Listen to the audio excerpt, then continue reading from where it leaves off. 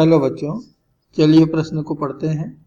एक double slit उपकरण के एक स्लिट पर माइका तथा दूसरे रेखा छिद्र पर पॉलीस्टीरीन की फिल्में चिपकाई हुई हैं।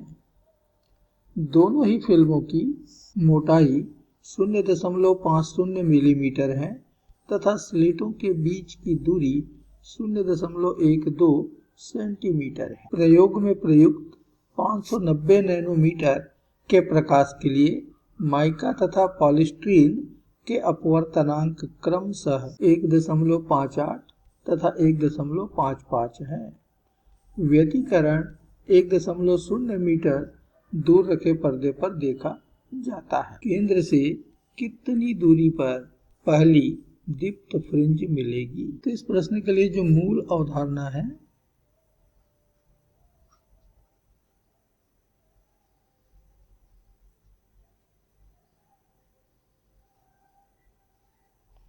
वह है यंग के दो स्लिट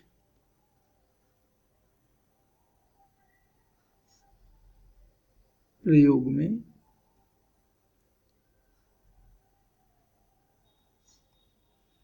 फ्रिंज की चौड़ाई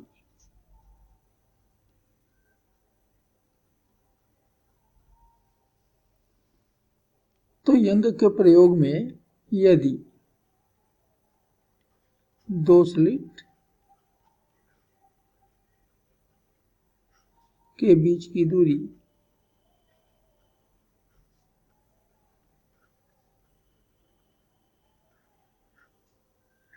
बराबर डी हो, पर्दे की दूरी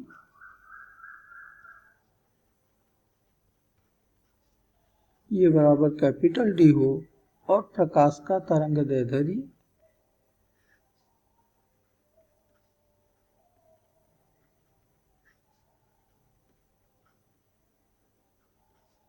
बराबर लैम्डा हो,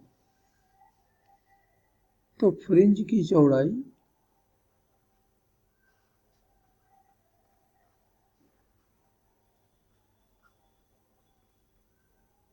जिसे सामान्यतः बीटा से दिखाया जाता है, ये बराबर देते हैं लैम्डा डी बटा स्मॉल डी। तो दिया गया प्रश्न इसी अवधारणा पर आधारित है। तो हमारे दो स्लिट हैं, अर्थात दो बारीक रेखा छिद्र हैं, यहीं से प्रकाश पर्दे पर आके गिरता है और पर्दा हमारा ये है। तो दोनों स्लिटों के मध्य बिंदु से पर्दे पर डाला गया लंब पर्दे के जिस बिंदु पर आके मिलता है, इसे हम कहते हैं केंद्रीय बिंदु, वो है मान लेते हैं। इस केंद्रीय बिंदु पर दोनों स्लिटों से आने वाली प्रकाश बराबर दूरी तय करके पहुंचती है, जैसा कि चित्र में दिखाया जा रहा है। S1 से प्रकाश आई S1O, S2 से प्रकाश पहुंची S2O। इन दोनों का मार्ग, इन दोनों का पथ बिल्कुल एक समान है और इसलिए बिंदु O पर दोनों तरंगों का, अर्थात S1 से आने वाली तरंग और S2 से आने वाली तरंग का पथ समान होने के कारण पथांतर शून्य है, और जब पथांतर शून्य होता है तो वहां दीप्त फ्रिंज बनता है, क्योंकि संपोषी व्यतिकरण होता है। तो केंद्रीय बिंदु पर हमें दीप्त फ्रिंज मिलेगा।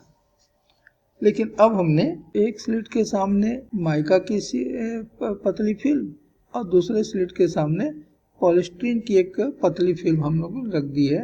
दोनों की मोटाई बिल्कुल एक समान है, लेकिन अपवर्तनांक अलग अलग है, और इसलिए S1 से आने वाला प्रकाश और S2 से आने वाला प्रकाश अब भिन्न भिन्न दूरियां तय करेंगे, और इसलिए अब उनके बीच में एक पथांतर आएगा, और इस पथांतर के कारण पर्दे पर जो फ्रिंजेस बनते हैं वो पूरा का पूरा फ्रिंज पैटर्न सरक जाता है। तो जरा देखें कि इन फिल्मों के कारण S1 और S2 से आने वाले प्रकाश जो बिंदु O पर पहुंच रहे हैं के बीच में कितना पथांतर होगा। तो फिल्मों के कारण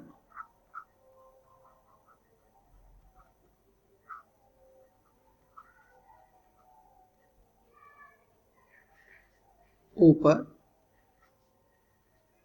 प्रकाश तरंगों का पथांतर,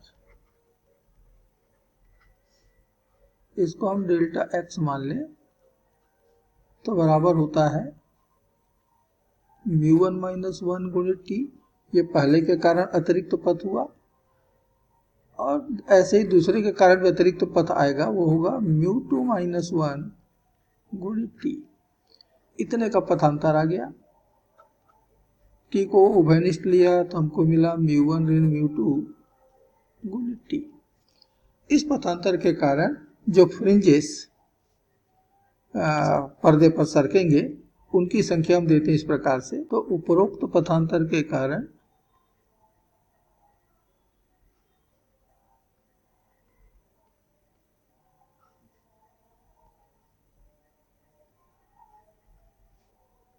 पर्दे पर बने फ्रिंज पैटर्न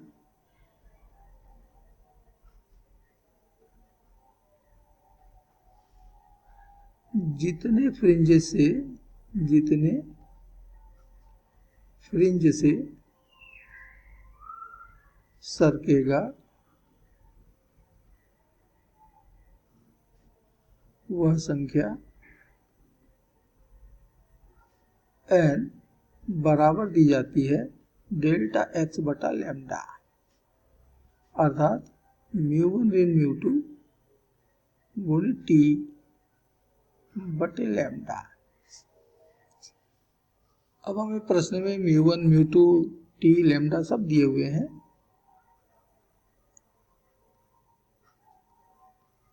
तो दिया है μ1 दिया है 1.58, μ2 दिया है दूसरे फिल्म का अपवर्तनांक 1.55। दोनों फिल्म की मोटाई एक समान है टी और ये दिया हुआ है 0.50 मिलीमीटर, अर्थात 0.50 गुणित 10 का घात ऋण 3 मीटर। और लैम्डा का मान हमको दिया हुआ है प्रकाश का तरंगदैर्ध्य 590 नैनोमीटर में है, अर्थात 590 गुणित 10 का घात ऋण 9 मीटर। तो पूरा फ्रिंज पैटर्न इतनी संख्या से फिर सरकेगा। जरा ये सारे मान ऊपर के सूत्र में रख के निकालें तो हमें n मिलेगा 1.58 ऋण 1.55 गुणित टी हो गया 0.5 गुणित 10 का घात ऋण 3 और लैम्डा ये है 590 गुणित 10 का घात ऋण 9। हल करने पर हमको मिल रहा है 25.43 फ्रिंज। तो पर्दे पर फ्रिंज पैटर्न इतने से सरक जाएगा, 25.43 फ्रिंज से सरक जाएगा। अब यदि 25 फ्रिंज सरक जाती है तब तो कोई फर्क नहीं पड़ेगा। केंद्रीय बिंदु पर जो पहले 0वां फ्रिंज था वो 25 फ्रिंज आगे निकल गई, सरक गई, यानी कि पर्दे पर अब 25वां फ्रिंज आ जाएगा, अर्थात वही दीप्त फ्रिंज बनेगा। लेकिन यहाँ पर जो सरक रहा है वो 25.43 फ्रिंजें सरक रही हैं, अर्थात 25 फ्रिंज पूरा धन एक फ्रिंज का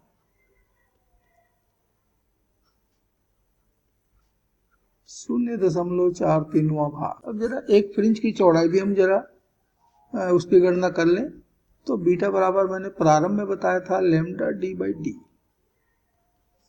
तो लैम्डा हो गया 590 गुणित 10 का घात ऋण 9, डी दिया है 1 मीटर और स्मॉल डी का मान दिया हुआ है 0.12।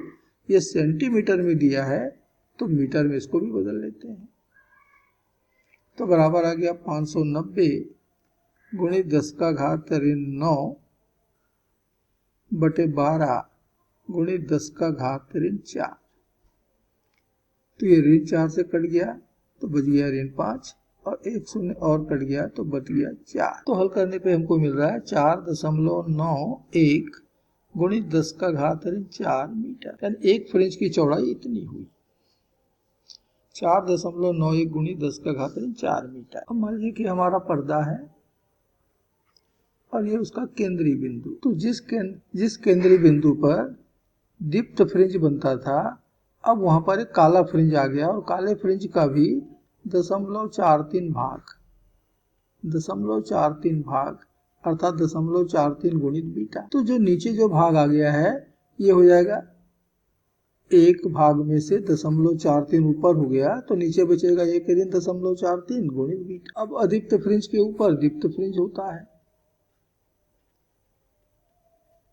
उसके बाद फिर अदीप्त। ठीक इसी प्रकार नीचे भी अदीप्त के नीचे दीप्त होगा और फिर अदीप्त होगा। तो हमसे पूछा गया है कि केंद्रीय बिंदु से कितनी दूरी पर हमको दीप्त फ्रिंज दिखेगा। तो केंद्रीय बिंदु से ऊपर हमें 0.43 गुणित बीटा दूरी पर दिखेगा और इसी केंद्रीय बिंदु से नीचे हमें 1 ऋण 0.43 गुणित बीटा दूरी पर दिखाई देगा। और इसलिए केंद्रीय बिंदु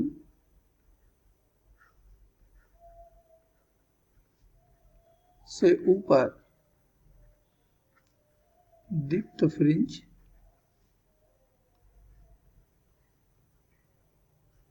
की दूरी,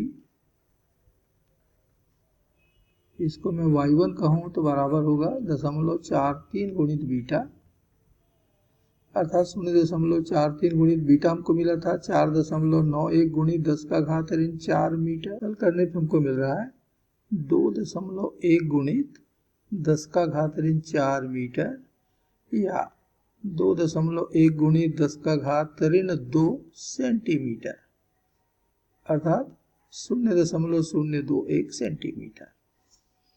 और ठीक इसी प्रकार केंद्रीय बिंदु से नीचे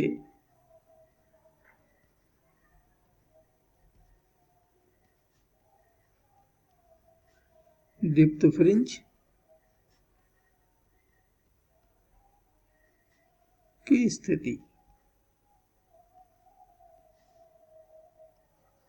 y2 बराबर 1 ऋण 0.43 गुणित बीटा, और बीटा का मान अभी हमने कहा 4.91 गुणित 10 का घात 4 मीटर में। ये हमको मिल रहा है 2.8 गुणित 10 का घात 4 मीटर अर्थात 2.8 गुणित 10 का घात 2 सेंटीमीटर अर्थात 0.028 सेंटीमीटर। और ये इस प्रश्न के उत्तर हैं। आशा करते हैं आपको समझ आया होगा। धन्यवाद।